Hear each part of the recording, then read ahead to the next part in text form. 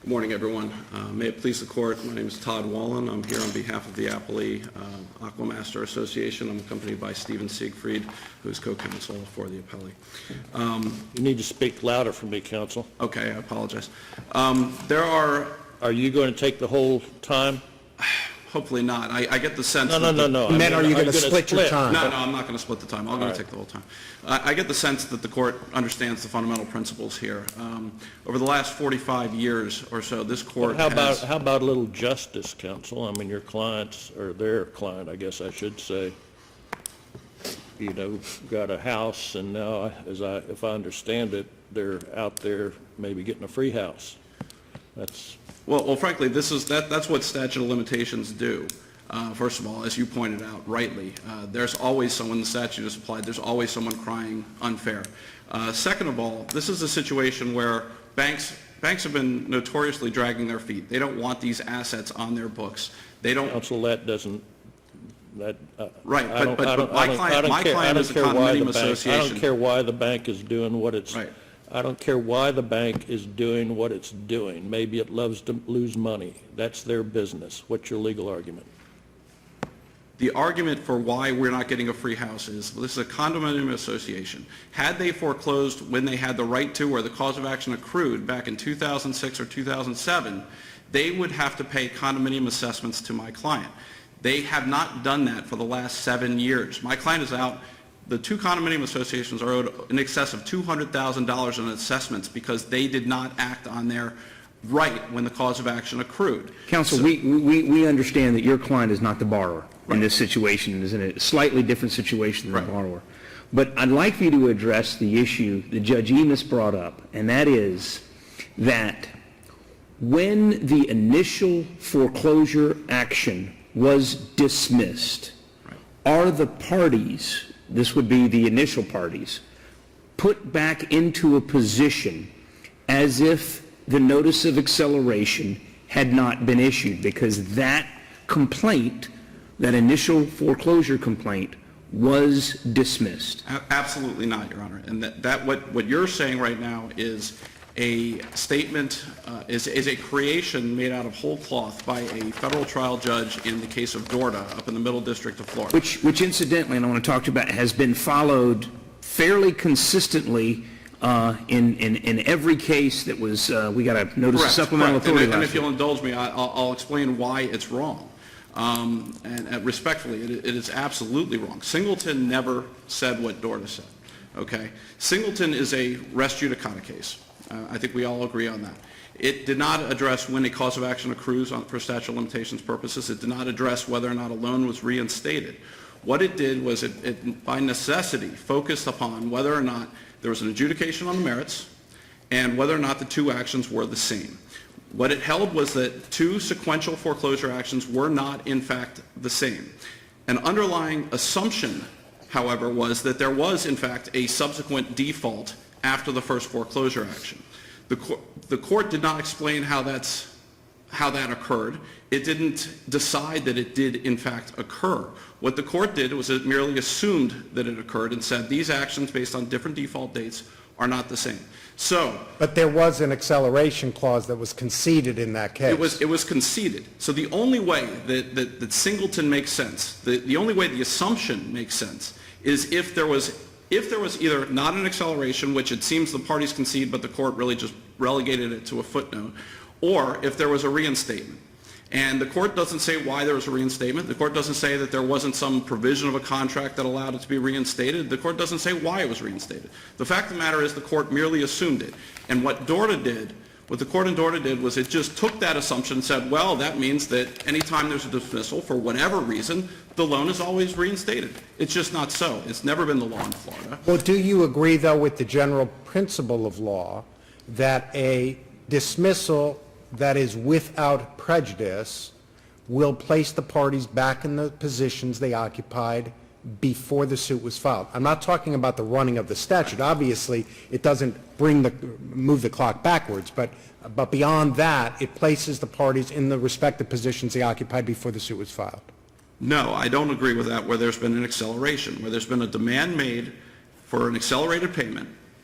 The fact of the matter is that there is There are four fundamental principles when acceleration is Well, done. let's assume that the only acceleration was made in the complaint itself, that the loan was not accelerated before the complaint was filed. Right. So what you're saying, but to So I'm equate it to a asking letter- you whether the dismissal of that complaint affects a dismissal of the acceleration. Yes, that's what I'm No, asking. because the demand has been made.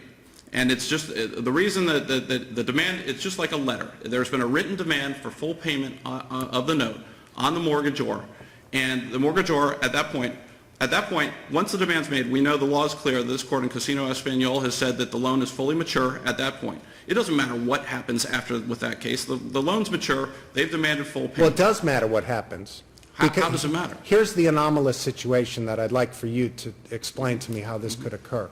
Let's assume that instead of the voluntary dismissal that occurred here, which you believe bars a subsequent lawsuit, let's assume instead that the case went to trial. Your Honor, can I just correct you for a second here? I don't believe that the dismissal bars a subsequent action. The invocation of the right to accelerate. Yeah, under the bars facts of this case, okay. there's a subsequent bar. Yes, you're right, of course. Okay. Let's assume, though, that instead of a voluntary dismissal, the case goes to trial, and the judge makes a finding that there were technical insufficiencies in the notice of default. And therefore, there was not proper notice, and therefore there was not a default, and therefore there's an ineffectual acceleration. Judgment for the borrower. What happens then? Can they file a new lawsuit if the borrower fails to make the next month's payment? It's either a yes or no and then an explanation. Wait. What this court has held in Campbell is that if the borrower proves that there was a wrongful acceleration, or if they prove that they didn't default, then yes, the contract is reinstated, and there can be subsequent defaults. So here's what I want you to explain to me. Let's assume that in this case, or in a case, the bank reaches a point where they say, we can't prove our case. We can't prove our case. But the statute has run, and we're not going to take a voluntary dismissal because we're not going to be able to file a new cause of action because the statute has run. So we're just going to let the case go to trial and let the judge make a finding and enter a final judgment in favor of the borrower. We'll concede no proper default. Even though they know they can't prove their case, they're going to allow this case to go forward to a final judgment so that they can resuscitate the case and then file a new action if there's a subsequent default. Does that really make any sense to you? I don't think that that's necessary, and here's why. What would happen is the next time they filed suit, somebody is going to file a motion saying that the claim is barred by the statute of limitations, and all the bank would have to do is plead in avoidance that they wrongfully accelerated the first time, and here's why.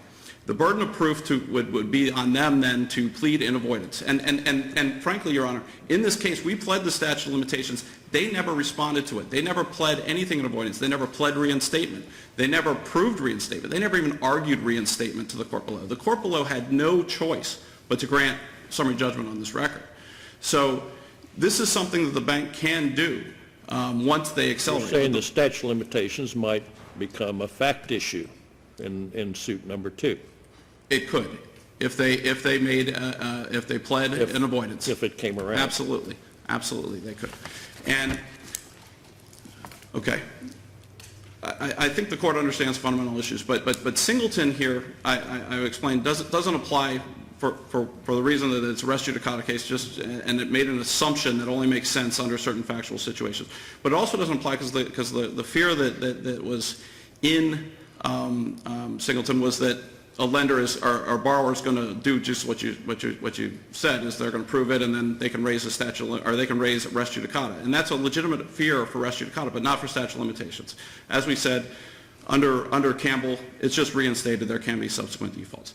Now, our position is that the DORTA fully created, this concept of reinstatement, and that unfortunately Bartram has followed it. It's now under review at the Supreme Court.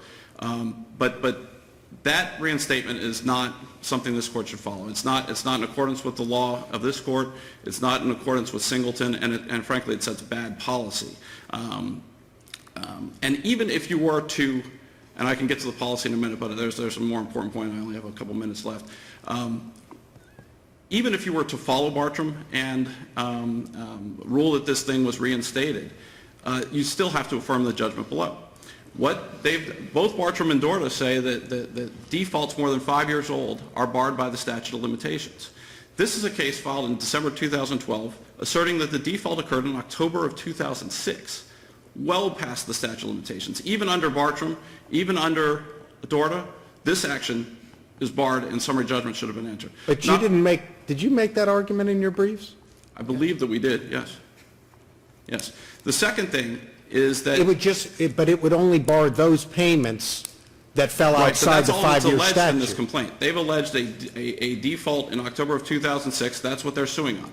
Also, that's the second But they could always just amend to bring it up to a point within the statute of limitations, could they not? Except for the fact that there's only evidence in this record of one acceleration. We filed the summary judgment saying that we filed the bank's own affidavit saying that along with their initial complaint saying that the acceleration date was in January of 2007. Those facts are confirmed to be correct under the affidavit. The bank did not respond to this. They did not show a reinstatement. They didn't show a subsequent acceleration. Their subsequent complaint says... Did not the second case also include another acceleration? The second case was a verified complaint saying that the debt had been accelerated. It did not say when. So on this record, the only evidence as to when the acceleration occurred is January of 2007. Cases barred by the statute of limitations, even under Dorda and Bartram, which I respectfully submit should not be followed. Unless we create a rule of law that essentially states that the initial acceleration is of no force and effect and ineffectual if the lawsuit is dismissed for any reason. Well, first of all, why would you do that? Well, it's not in the contract. This is a contract of adhesion where the lenders have drafted it. They've given themselves... That's rhetorical, right? That's rhetorical. How about the answer, counsel, since you asked, is justice. We get to ask the questions here, so that's not a good thing for you to do what you just did. But how about justice, as I said? And isn't that precisely what the Middle District did in Smathers, where Smathers holds that this general rule does not apply, however, when the note is secured by a mortgage on a property and the party exercising the right to accelerate brings a cause of action to enforce the note or foreclose on the mortgage, which is dismissed for any reason. Right. And that is merely following Dorda, the law that Judge Hodges created out of whole cloth out of the Middle District of Florida. That's all that Smathers is doing, and that's all the federal courts have done since then in all these quiet title cases. So what is a bank to do? I'm going to ask you to step into the shoes of the bank here because you've got an involuntary dismissal in this case, right? This is not a case where the bank made the choice to take a dismissal, rather the court entered a dismissal because someone failed to show up at a hearing. Under those circumstances, what is a bank to do to ensure that it can, in the future, accelerate again? What should it do to decelerate? They'd have to add to their contracts a right to reinstate. That's one thing. A right of the bank. A right of the bank to decelerate, in essence. Which they don't have in any of their contracts. Right. All the rights belong to the borrower right now. Absolutely. They could accelerate and foreclose within 5 years of the legislatively mandated deadline. These are things that are perfectly reasonable. Could they have moved to vacate or moved for the court to amend its order to include a provision that they are withdrawing their acceleration from the complaint before and ask the court to enter a new order? Could they do that? To some affirmative act? I don't believe so. And this is where we come back to that Broch case that I cite on page 18. You know, they keep saying that mortgage agreements are installment contracts and they're somehow fundamentally different from other installment contracts. They're not. They're just an installment contract. And under Broch, at page 18 of our brief, ironically, it was a bank that had to make installment payments to the lender, to the plaintiffs, and they defaulted in 1998. They didn't make them in 99, 2000, and the plaintiffs tried to sue it beyond 5 years of 1998 and said, oh, there are continuing defaults. They had continuing obligations. It was an installment contract. And the court said, no. You know, you knew that they defaulted back in 1998. You had no reason to believe that they were going to reinstate or come current and start paying again. Why didn't the statute of limitations begin to run then? And the court said it did. This is no different. You know, traditional rules for when a cause of action accrues should apply to installment contracts. In this case, no payments have been made since August of 2006. This lender knew that the borrower was not going to continue making payments. The cause of action accrued. They clearly knew they had a right of action by January of 2007. And in fact, they acted on it. So they can't even, in fact, in this case, the borrower defaulted on their claim when they initially foreclosed. They didn't, there was no contest that this was rightfully accelerated. There's no dispute about it. They knew back in 2006 and early 2007 that they had a right to accelerate and a right to foreclose, and they just didn't execute. So under traditional analysis under Crouch, there's no reason this should be any different. Thank you. Thank you, counsel. You used your time.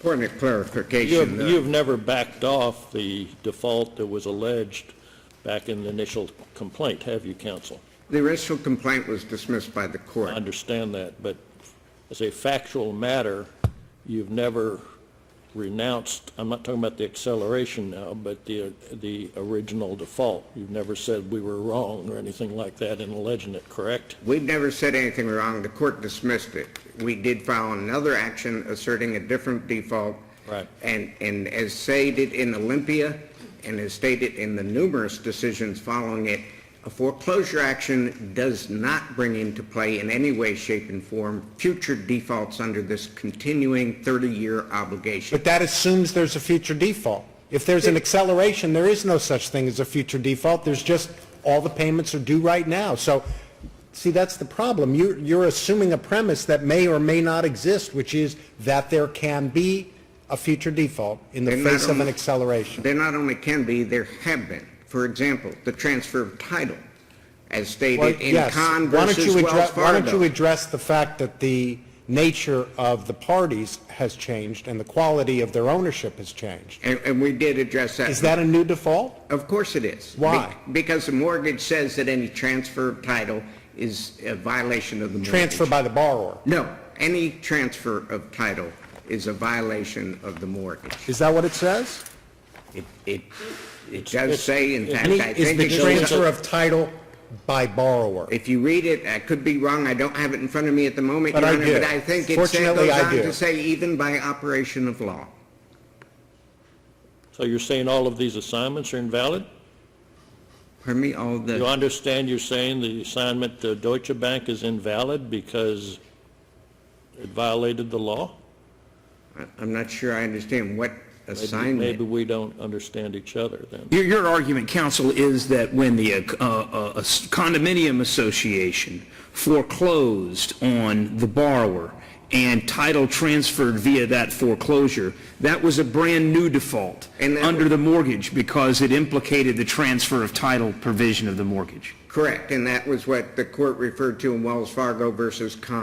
That's exactly what they But your subsequent, you've not alleged that as the basis of the default in the current lawsuit that's on appeal, have you? That is correct. We have not. Counsel, in the record, is there anything in the record, whether it's part of the note, part of the mortgage, or anything else, indicating that the bank has decelerated its earlier acceleration? Nothing other than the dismissal by the court for failure to appear at the case management. To you, this case is nothing different than if it were a lawnmower installment contract and a 3-year contract with an acceleration clause in it, correct? It's the acceleration clause makes a difference. If it's mandatory, it's on the breach. I understand If that, it's but optional, if it had the same, if a lawnmower, 3-year lawnmower contract from Home Depot had exactly the same acceleration clause, you'd be here arguing that it's different than everything else, right? No, the lawnmower contract is not secured by a mortgage, and so Well, secured- let's say it's 95.281 it's in the secured- lien. It's secured by the security interest filed but in it's a- Tallahassee. It's a different situation, Your Honor, because of 95.281, what we discussed at the beginning, and the lien exists, but the statute of limitations on a 3-year obligation that you just described would accrue after the 3 years and would expire after 8 years. Counsel, I do have one more question. Do we have to recede from Spencer? No. Spencer first of all, dealt with lack of prosecution, but more importantly, if you look at Spencer, it actually, I suggest, supports our opinion. The exact same default was alleged, July of 1997. So when Judge Salter, in his, I'll say dicta, dealing with that case, referred to it, he was referring to the same default. We have stated, if it's the same default, you're out of luck.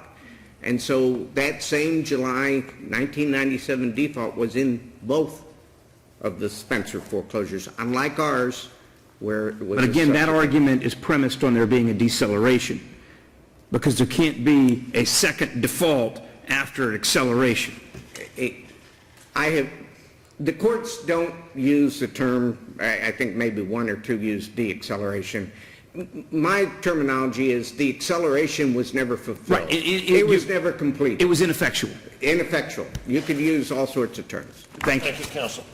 Thank you. Next